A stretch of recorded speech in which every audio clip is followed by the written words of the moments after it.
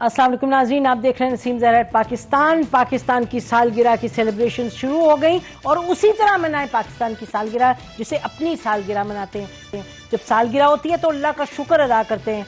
अल्लाह ने एक ज़िंदगी दी, हमें एक काम करने के मौके दिए, दुनिया को बेहतर बनाने का मौका दिया, अपने को बेहतर बनाने का मौका दिया। ये वो दिन नहीं होता सालगिरह का कि आप कहें ये भी बुरा, वो भी बुरा, ये भी गड़बड़, ये भी गड़बड़, कैसे क्यों अल्लाह ने पैदा किया। आप शुक्र करते हैं अल्लाह का। उसी तरीके से आप शुक्र अदा करना शुरू करें कि इस दुनिया में, ऐसी दुनिया जहाँ के जगह जगह क्या क्या फतूर हैं, फितने हैं, मसाइल हैं, उसमें अल्हम्दुलिल्लाह अल्लाह ने हमें एक मुल्क दिया।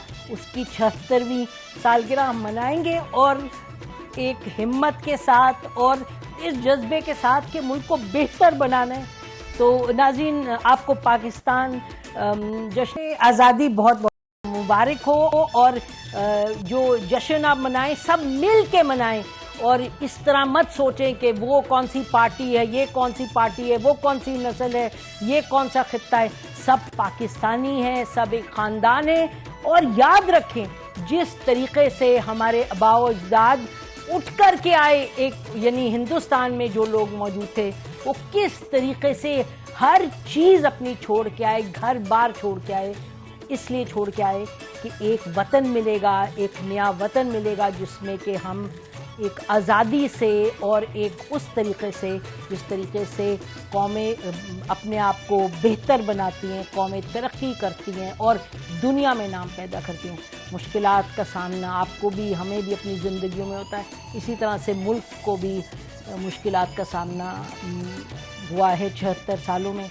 ट्रेजेडीज़ भी हमने देखी हैं, लेकिन इसी उम्मीद के साथ कि इंशाअल्लाह आने वाले दिन हम बेहतर करेंगे, कानून के दायरे कार में रहते हुए, आइन के दायरे कार में रहते हुए, अपने आप को एक ख़ानदान समझ के। हम ब्रेक लेते हैं, ब्रेक के बाद वापस आते हैं इसके लिए।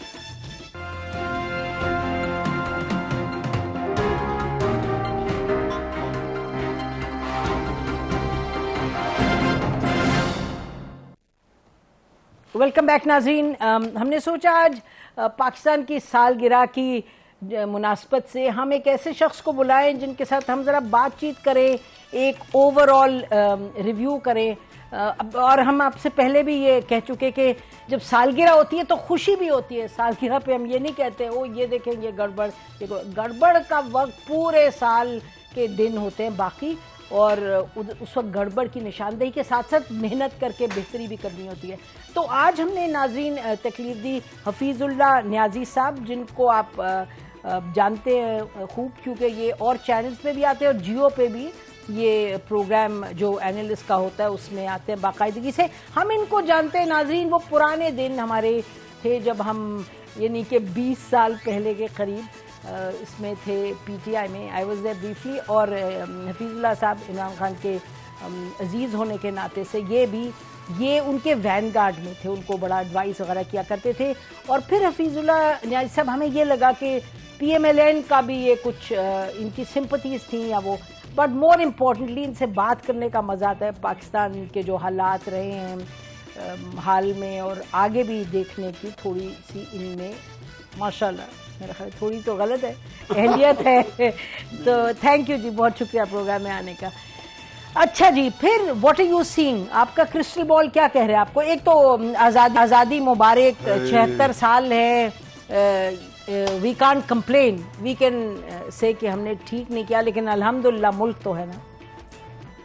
आई थिंक बदकिस्मती से हमने इसकी जो बुनियाद है उसके अंदर ही खराबी डाल दी कि जब हमने मेजर जनरल अयूब खान को उठाकर लेफ्टिनेंट जनरल बना के उस वक्त पोजीशन थी CNC कमांडर इन चीफ बनाया, उसके बाद एक कोई ऐसी डाई कास्ट हुई, कोई ऐसा एक इसके जो जिसको कहना चाहिए कि इसकी तामीर के अंदर ऐसी खराबी मुज़मिर हुई कि जो आर्मी चीफ बना उसके अंदर एक ही ख्वाहिश थी कि मैं जब तक मेरी आखिरी सांस हो मैं ही आर्मी चीफ बनूं। इलावा काकर बस दो नहीं, मैं उसमें एक्सेप्शन और भी मिल जाएंगे। जी जी बिल्कुल, मूसा खान भी मिल जाएगा, मिल जाएगी, मैं उनमें अभी नहीं जानता तो फिर हमें इवन टिक्का खान मिले कि मैं तो ये कह रहा हूँ कि तकरीबन जब आप ये देखते हैं कि कमो पेश हालात वो कैसे थे, किस किस्म के थे, आया उसके अंदर दूसरा को आ सकता था, नहीं आ सकता था, मैं उसमें जाए बगैर मैंने तो ये देखा है कि अगर काकड़ ने भी कोई खराबी की, यानी कि काकड़ ने साहब ने कोई जमहूरियत के साथ एहसान नहीं किया था मुइन कुरैशी को लाकर नवाज शरीफ को घर भेज के, जबकि सुप्रीम कोर्ट ने भी उसको नवाज शरीफ साहब को टाइम दे दिया था। तो वो इसलिए मैं इन बातों में, लेकिन एक एम्पेरिकल फार्मूला बन गया है और कि सिर्फ एक एक्सटेंशन जो है जिसको कहना चाहिए कि दे मतलब just always read havoc against Pakistan, कि एक पाकिस्तान के ऊपर एक जब भी आता है, राहिल शरीफ साहब की एक्सटेंशन वक्त आया, उससे पहले मैं अब ये नहीं कहता हूँ कैनी साहब की एक्सटेंशन का मैं नहीं कहता हूँ, क्योंकि जो मेमो गेट हुआ, कौन सी एक्सटेंशन आती है पाकिस्तान के ऊपर तब अब मुसीबत नहीं बाजवा साहब की तो खैर क्या, वो तो एक्सटेंशन नंबर 2 चाहते थे। फिर उसके बाद अब बड़ी रोड बनती है, इसलिए तो अच्छा बंदा क्या रोना रहे, अब तो हमने एक ऐसी दी है। लेकिन देखें एक बात है, एक सेकंड सर, आपने तो रोना एक तरफ का दिया, मैं दूसरी तरफ का रोना देती हूँ। तो ये बताएं कि जो सियासतदान आते हैं, कोई उन हाथ बंधे तो नहीं होते, और अगर बंधे भी होते हैं तो फिर उनके या आपने दुरुस्तगी तो करनी है ना, आप तो पार्टी बन जाते हैं सर। ये वाली सोच कि सियासतदान बेबस है, कि सियासतदान के साथ ज्यादती होती है, कि सियासतदान कुछ कर नहीं सकते, नहीं मैं बात कर रही हूँ सर कि आप वो जो मसला आपने बयान किया वो अपनी जगह दुरुस्त है, अपनी जगह दुरुस्त है। एक दफा एहसन इकबाल ने वो पिलडैट का एक सेमिनार था और उस वक्त भी एक्सटेंशन की बात करी थी, तो उन्होंने ये कहा कि आप देखें कि जब क्राइसिस आती है, बहुत सालों की बात है, उन्होंने कहा जब क्राइसिस आती है उसी वक्त आती है जब एक्सटेंशन की बात होती है, but that's one side of the picture. The other side is कि इमरान खान साहब ने बाजवा साहब को जो भी कुछ कहा, तो फिर उन्होंने ये भी कह दिया कि हमने दूसरी एक्सटेंशन ऑफर की थी, कहा था ना। असद उमर साहब came on TV and acknowledge, Nadeem Anjab साहब ने प्रेस कॉन्फ्रेंस में कहा इनडेफिनेट पीरियड के लिए, उन्होंने कहा मैं हैरान रह गया, ये उनके वर्ड्स हैं, बिल्कुल मतलब कि पूरे प्रेस के बड़े नाम सामने बैठे, हैरान रह गया। उन्होंने कहा इनडेफिनेट पीरियड के लिए उन्होंने लफ्ज यूज किया, उन्होंने कहा ताहयात, बिल्कुल। वो मेरा ख्याल है इमरान खान ने जनरल किया होगा कि आप जी ले लें जितने तक जो लेने। असद उमर ने साहब ने फिर उसको कंफर्म किया, उन्होंने कहा हमने बिल्कुल ऑफर की थी, लेकिन हमने ये नहीं कहा था ताहयात, but that's not the point. The point is कि ये भी वक्त आना है कि सियासतदानों ने भी तो कुछ अब करना है ना, या फिर हम एक पढ़ते रहे रोना धोना ता क़यामत के, ओहो ये फौज को देखो, फिर आप कहेंगे जी। लेकिन इसमें तो अनटेनेबल है सियासतदानों का रोल भी, उनको कहना कि जी ख्वाजा नाज़मुद्दीन को डिसमिस किया, यहाँ से ये शुरू में ज्यादतियां हुई। तो मोहम्मद अली बोगरा की कैबिनेट में सारे वो बंदे थे जो ख्वाजा नाज़मुद्दीन की कैबिनेट में थे, अगले दिन वो तो हटा लिया, 2-3 नाम नए आ गए, एक डिफेंस सेक्रेटरी डिफेंस मिनिस्टर बन गया, और कुछ अरसे बाद CNC डिफेंस मिनिस्टर बन गया, और डिफेंस सेक्रेटरी जो था प्रेसिडेंट बन गया। तो ये तो पाकिस्तान के अंदर करते रहे, लेकिन क्राइसिस इस वक्त है कि जहाँ हम खड़े हैं अब, इससे ये है कि बजाय हम अक्सर मैं कहता हूँ जी कि हम अभी तक सांप गुजर जाता है, हम लकीर पीटते हैं। तो हमारे साथ दोस्त जो है मुजीबुर शामी साहब कहते हैं यार मसला रोना ये है कि सांप भी वही मौजूद है और लकीर भी हम पीट रहे हैं, कि सांप भी नहीं निकला, वही मौजूद है सिस्टम के अंदर। तो क्राइसिस ये जी कि अब क्या किया जाए। एक चार्टर ऑफ डेमोक्रेसी साइन किया नवाज शरीफ साहब ने और बेनजीर साहबा ने, उसमें टेक्निकली इमरान खान साहब भी मौजूद थे, उसमें सारी पार्टी मौजूद थी सिवाय MQM के। इमरान खान साहब साइन क्यों नहीं कर सके थे, उसका ड्राफ्ट बन गया था लेट, जो कि शायद एहसन इकबाल साहब ने और शहरी रहमान साहब ने लंदन में किया, 4, 5, 6 दिन लगे। तो उसके बाद या जो भी थे, तो जब बन के आया तो सारे लोग अपने अपने घरों को जा चुके थे, तो वहां पे कम से कम नवाज शरीफ साहब बेनजीर साहब ने वो साइन कर दिया। मैं तो बेनजीर साहब के जो उनकी शहादत है या मर्डर जो है, वो मैं उसमें चार्ट ऑफ डेमोक्रेसी को फैक्टर समझता हूँ। मैं तो जब इसके बारे में अपना अकाउंट दूंगा तो मैं इसके बारे में बिल्कुल मेरे सेटल ओपिनियन है कि उनको अगर ये एक पेज पे ना जाते, ये दोनों पॉलिटिशियन, तो ना इमरान खान साहब के जो है उनकी नजर में जचते, कि इमरान खान साहब तो 96 में फिर रहे थे।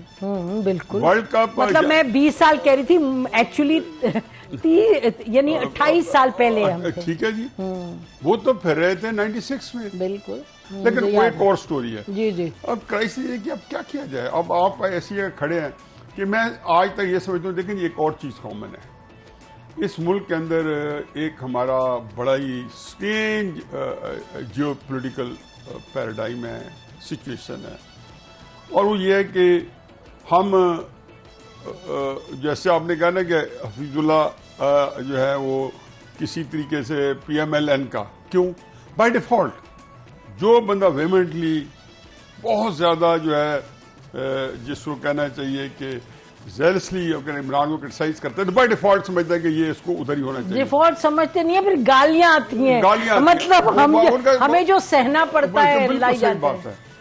मेरे बारे में मिक्स होता है, कुछ गालियां, कुछ थोड़ा रियायत भी खा जाते हैं। अच्छा, हमें नहीं रियायत होती। अच्छा, वो नहीं, आप लोगों को नहीं होती, मैं मुझे पता, मैं देखता रहता हूँ। अच्छा, जब आप जिसको कहना चाहिए कि जब बात कर रहे थे, मुझे जो थोड़ा सा हो गया, मेरे ज़हन से निकल गई। एनीवे, जो इस वक्त सूरत हाल है ना, वो ये है कि आप जो हमारी जियो पोलिटिकल सिचुएशन है, वो हमेशा से फॉर द राइट रीजन और रॉन्ग रीजन, जो सुपर पावर्स है ना, कोल्ड वॉर के जमाने में भी देवर कीनली इंटरेस्टेड, आज भी इंटरेस्टेड, उसके अंदर अमेरिका का एक खास किस्म का एटीट्यूड है टुवर्ड्स पाकिस्तान। अब इन चीजों में पढ़ते नहीं है, हर चीज के अंदर अमेरिका का एक इन्फ्लुएंस है। हम जब भी कोई मूवमेंट चलाते हैं नसीम, तो अमेरिका जो बंदा जो हुकूमत को किसी को अनसर्टन करना चाहता है, मैं अगर जुल्फ़िकार अली भुट्टो के खिलाफ स्टूडेंट एक्टिविस्ट के तौर पे 1977 में हमने पीएनए के साथ मिलकर, पाकिस्तान नेशनल अलायंस के साथ मिलकर एज ए स्टूडेंट्स हमने जो मूवमेंट चलाई थी, हमें पता है कि ग्राउंड के ऊपर हमें अमेरिकन ब्लेसिंग शामिल थी। किस तरह थी मतलब एक ये थोड़ा कि मीडिया में कवरेज दे रहा है, जबकि मीडिया की कवरेज नहीं थी। अगर हमें इतनी नुमायां कवरेज मिलती हमारी मूवमेंट की, हमारी मूवमेंट को फर्स्ट हमने जलसा करने के लिए दें, तो बड़े हमें रेडिली हमें हर वक्त ऐसे अवेलेबल होते थे जैसे आपके बीट रिपोर्टर आजकल पार्टी को अवेलेबल है। मार्क टेली वगैरह जो थे BBC को कवर कर रहे थे, मुझे अब नाम भूल गया, जो वॉइस ऑफ अमेरिका को कवर जो कवरेज दे रहा था। अच्छा, अब एक चीज ऐसी है कि ये जो सूरत हाल है, अब सूरत हाल बड़ी बदल गई है। कोल्ड वॉर के बाद एक और सूरत हाल क्रिएट हुई है, इसके अंदर भी उनका रोल है। जो मैं बात करना चाहता हूँ यह कि अयूब खान से लेके बाजवा तक हमारे सारे आर्मी चीफ हैं, वो अमेरिका के हाथ के छुंछने रहे हैं। अब मुझे बताएं एक बात, छोटी सी बात, मेरे के हाथ के छुंछने रहे। और जनरल बेग ने क्या किया था? नहीं, जनरल बेग को छोड़े मारे। नहीं, एक सेकंड सर, उन्होंने क्या किया था? उन्होंने कहा कि स्ट्रेटेजिक डिफाइंस। तो जब अमेरिका नाराज हुआ, और कमाल थी, हमारे ट्रूप सऊदी अरेबिया में थे, जो इराक वॉर में हमारे सऊदी अरेबिया में ट्रूप्स थे। उन्होंने कहा स्ट्रेटेजिक। आज मैं एक पॉइंट डिस्कस कर रहा हूं जो किसी टीवी पे आज डिस्कस मेरी कम से कम नोटिस में नहीं है, लेकिन मैं इतनी मेरी लिमिट एक्सेस है टीवी की। आपको पता है कि दुनिया के अंदर 6-7 मुल्क हैं जिनके जो हसबराह हैं वो बड़े इंपॉर्टेंट हैं। एक तो अमेरिका हो गया, एक चाइना हो गया, रशिया हो गया, एक सऊदी अरेबिया हो गया, एक टर्की हो गया, और एक ईरान हो गया। ये मामूली लोग नहीं है, ये कोई मूव लेते हैं किसी मुल्क में जाते हैं तो ये पूरी दुनिया में हेडलाइन स्टोरी है कि आज एर्दोगान फलां गया है, आज प्रेसिडेंट जो है ईरानी प्रेसिडेंट फलां जगह जा रहा है, सऊदी किंग फलां जगह रहा है। ये 5-7 जो ये इवन आपका जो ब्रिटिश जो मुनाफ को तो कह सकते हैं, लेकिन ब्रिटिश प्राइम मिनिस्टर को वो अहमियत नहीं जो इन बिल्कुल नहीं। हमारे मुल्क में ईरान के प्रेसिडेंट है, प्रेसिडेंट रूहानी 3 रोजा दौरे पे आता है। ये छोटा वाक्य है। It's a big occasion. अब हमने किया क्या है? अब ये मैं बात है उसे कोऑर्डिनेट करूंगा पहले से। कलभूषण जो है, जिसको हमने साल पहले रूहानी के आने से पहले या 9 महीने पहले अरेस्ट किए हुए, मुझे बताएं कभी इसकी तहकीक होगी कि रूहानी की मौजूदगी में हमने क्यों ये इसको उनको एम्बैरेस किया? चलो उसको छोड़ें। उसके बाद क्या हुआ? वो बेचारा यार, अब आप क्या कहना चाहते हैं? मैं कहता हूं कि ये सवाल भी किया गया था प्रेस कॉन्फ्रेंस में। मिसाइया मुमलिकत है। इनको एक ट्वीटों का शौक था हमारे जर्नैलों को। अल्लाह ताला इनको इसका अजर दे। हर एक को है, खाली जर्नैलों को नहीं है सर। नहीं वो इनको जो रिवाज, ये तो चूंकि एक इंस्टीट्यूशन था ना जी। ये तो वो जनरल गफूर की बात कर रहे हैं। नहीं, मैं जनरल आसिम बाजवा से बात की। आसिम बाजवा था ना शायद जी, नाम। उस वक्त वो थे। उस वक्त वो थे ना DIS पे। अच्छा, उन्होंने अब आखिर उनकी प्रेस कॉन्फ्रेंस जारी है और एक बड़ी अचीवमेंट है। नवाज शरीफ प्राइम मिनिस्टर है, रूहानी के साथ बैठा है। बाय ऑल मीन्स एक बड़ी दुनिया के अंदर खबर है, फ्लैश हो रही है। सवाल क्या हो रहा है? आपको पता चला है जी कि कलभूषण उन्होंने पकड़ लिया है और आपने मेरा कहता है कि कोई होता ना यकीन आना, अगर पाकिस्तान की हुबुल वतनी पे या पाकिस्तान के जो स्ट्रेटेजिक इंटरेस्ट पे किसी ने किया तो उस सवाल करने वाले उसको जिन्होंने करवाया है उनके ऊपर आर्टिकल 6 लगना चाहिए। ओवरस्ट्रेच है, ठीक है। हाँ, आप ओवरस्ट्रेच कर रहे हैं। मैं ओवरस्ट्रेच कर रहा हूं, लेकिन मैं तो कह रहा हूं कि आप देखें कॉन्सिक्वेंसेस क्या होते हैं। उन्होंने क्या कहा? उन्होंने बड़े जिस तरह उनके अंदर एक स्टेट्समैनशिप है। उन्होंने कहा जी कि मुझे उसकी डिटेल नहीं पता। उन्होंने उसको अवॉइड किया और मेरे नोटिस में पूरी डिटेल नहीं है। आपने पॉलिटिकल गवर्नमेंट को एम्बैरेस किया। ये एक वाकया नहीं है, ये 70 साल की तारीख है। मुझे तो आज तक इनसे ये नहीं पता कि हमें 2 चीजें पता है। मैंने कहा यार कॉन्स्टिट्यूशन के 281 आर्टिकल हैं या 284 आर्टिकल हैं, वट एवर।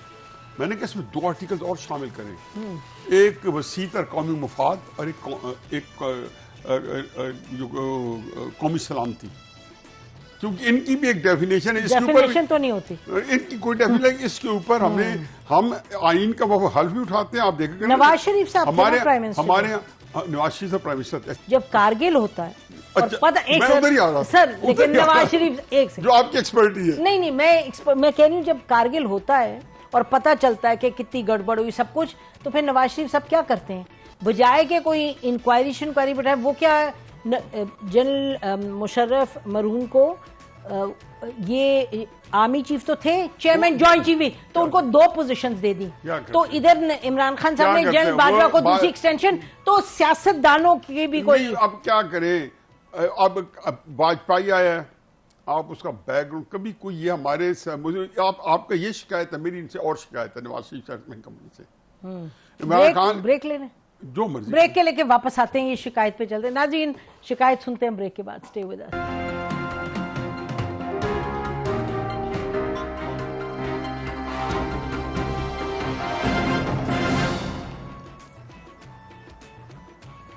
वेलकम बैक नाज़रीन। हम बात कर रहे थे हफीजुल्लाह नियाजी साहब के साथ कि पाकिस्तान की जो सूरत हाल रही है 76 सालों में, और ये बात ये ले गए फौज की तरफ, लेकिन फौज तो एक एलिमेंट है, उसमें सबकी जिम्मेदारी है, फौज नहीं। To be very specific army chiefs के हवाले से तो आप देखिए, वो जैसे पहले भी हम कह रहे थे, वो तो एक एस्पेक्ट है ना। There is the prime minister, there the politicians, there's the intellectuals, there's the business। असल में हमारा चूंकि जब आपके साथ जब भी बात हो ना तो मजा आता है उसको थोड़ा सा रिलैक्स और जनरलाइज, और कोई काम की बात ऐसी हो जाए कि आपसे भी मैं कुछ सीख लूँ और फिर कुछ मेरे जहन में आपके सामने लाऊं। मैं बात इसको वाइंड अप करते हैं क्योंकि फिर ये लंबी टॉपिक है और किसी दिन इसको डिस्कस करेंगे। बेशक करेंगे। मैं सिर्फ 2-3 बातें करना चाहता हूँ। पहली बात तो यह कि मोदी का पाकिस्तान आना या वाजपेयी का पाकिस्तान आना, ये इतने बड़े इवेंट हैं। मैं इनको मोदी को मैं जो है चिमटे से उठाने कायल नहीं हूं। मेरे नजदीक वो lowest class of human being है, एज ए ह्यूमन बीइंग मैं उसको, और फिर इंडियन लीडर्स होते हैं उनको पाकिस्तान के हमारे प्रोजेक्ट्स है। लेकिन हमारे वजीर आजम के यहाँ इंडिया के वजीर आजम का इस तरह आना, ये पाकिस्तान के लिए अकम्पलिशमेंट है। हमारी एस्टेब्लिशमेंट ने उसका फायदा भी उठाया और पॉलिटिकल गवर्नमेंट्स को जलील भी किया। तासर ये दिया जैसे ये कोई जाती बच्चों के रिश्ते करने आए हैं या इसके बाद इनके कोई तल्लकात बढ़ जाएंगे। लेकिन जो बात इंपॉर्टेंट है, मैं एक फ्रेज में कहूंगा कि हमारे जो आर्मी चीफ्स रहे अयूब खान से लेके और जनरल बाजवा तक, वो यूएस इन्फ्लुएंस में रहे हैं। बल्कि बाजवा की एक्सटेंशन अगर ये जुलाई के एंड में ट्रंप के फर्स्ट इन्विटेशन पे इमरान खान और बाजवा ना जाते तो शायद उसकी एक्सटेंशन इमरान खान साहब भी ना करते। तो मेरे लिए इंपॉर्टेंट बात यह है कि जनरल आसिम मुनीर पाकिस्तान की हिस्ट्री का शायद पहला आर्मी चीफ हो जो अमेरिकन इन्फ्लुएंस में नहीं है।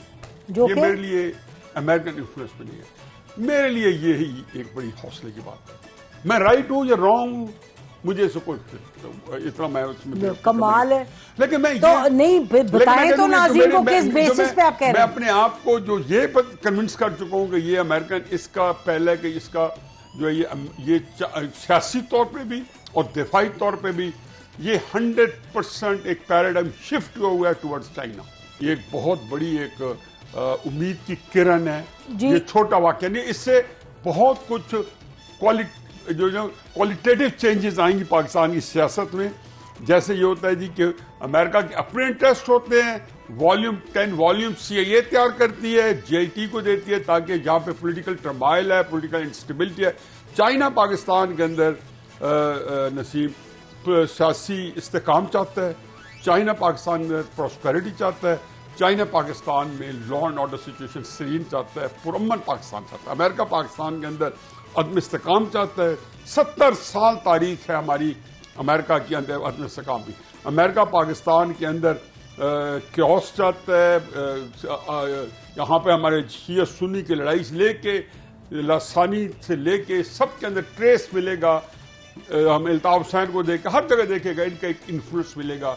हमारे तालिबान से लेके हर जगह पे इनका असर रसूख अमेरिकन का मिलेगा। दाइश से लेके हर जगह पे इनके ये जो एक बड़ा वो चेंज है। देखिए ना, एक तो खैर बड़ी खुशी की बात है आज के जब चाइनीज उस पे कॉन्वॉय पे अटैक हुआ अल्हम्दुलिल्लाह, और हमारी फोर्सेस को सलाम के उन्होंने बचाया और दो मारे भी गए टेररिस्ट। मेरा ख्याल है कि कोई शहादत हमारी तरफ से नहीं हुई पाकिस्तानियों की। तो आज आपको मालूम है ना अटैक हुआ इस पे, तो बच गए सब, अल्लाह का बहुत शुक्र है।